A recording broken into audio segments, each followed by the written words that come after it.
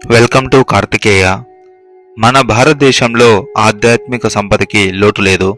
ఇక్కడ అడుగడుగున గుళ్ళు గోపురాలు లెక్కలేనని ఉన్నాయి.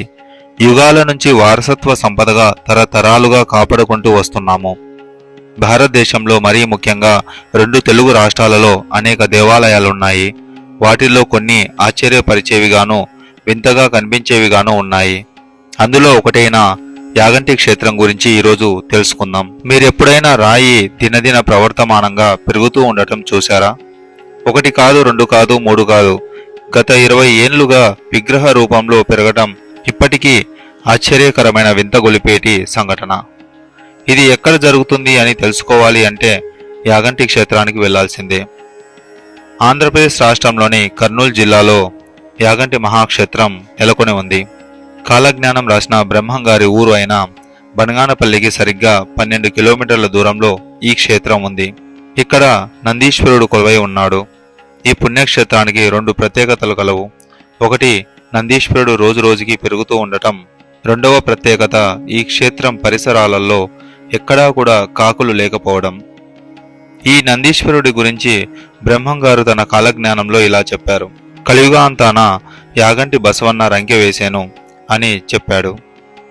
ఆనాటి నుంచి ఇది పెరుగుతూనే వస్తుంది.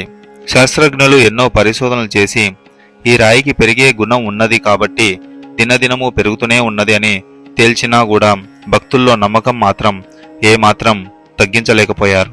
చాలా సంవత్సరాల క్రితం ఒక రాజు ఈ ప్రదేశంలో వెంకటేశ్వర స్వామి గుడి కట్టాలని సంకల్పించారంట. స్వామివారి విగ్రహం మొదలుపెట్టి సగం వచ్చే వరకు ఆపేశారు.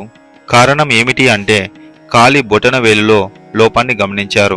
ఈ లోపల గుడి కట్టించే రాజుకి శివుడు కలలో కనిపించి నాకు ఇక్కడ గుడి కట్టించమని ఆదేశించాడు. ఇక్కడ ఉన్న శివలింగంలో శివుడు పార్వతి ఒకే లింగంలో దర్శనం ఇస్తారు. ఇది మరో ప్రత్యేకత.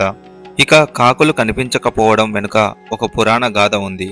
అగస్త్య మహాముని యాగం చేసేటప్పుడు రాక్షసులు కాకి రూపంలో వచ్చి మాంసం ముక్కలను యాగగుండంలో వేసి ఆటంకం కలిగించారంట.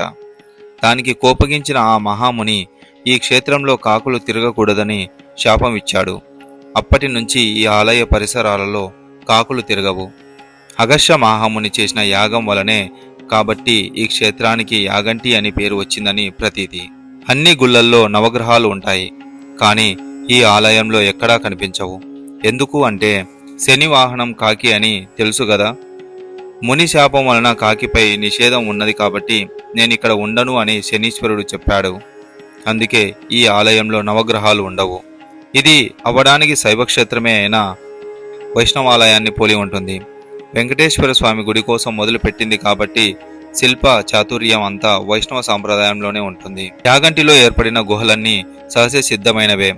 ఈ గుహల్లో అగస్త్య మహాముని వెంకటేశ్వర స్వామిని ప్రతిష్ఠించాడు. ఈ గుహలో వెలిసిన దేవుడికే పూజలు చేస్తారు.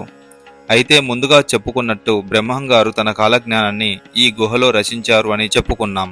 ఒక గుహలో వెంకటేశ్వర స్వామి కొలువై ఉండగా మరొక గుహలో బ్రహ్మంగారు కాలజ్ఞానాన్ని రచించారు. అలాగే తన శిష్యులకి జ్ఞానబోధ చేశారని చెప్తారు. దీనినే శంకర గుహ, బ్రహ్మంగారి గుహ అని కూడా పిలుస్తారు.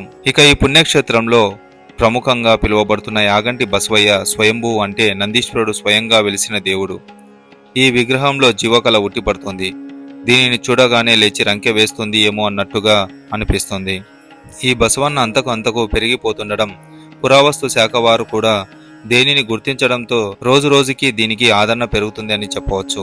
యుగాంతంతో ముడిపడి ఉన్న యాగంటి బసవన్నకి ప్రత్యేకత ఉన్నదని చెప్పవచ్చు. చుట్టూ నల్లమల అడవుల మధ్యలో వెలిసిన ఈ ఆలయం ఓ అద్భుతం. జీవితంలో ఒక్కసారైనా చూడాలి అనిపించే దేవాలయం.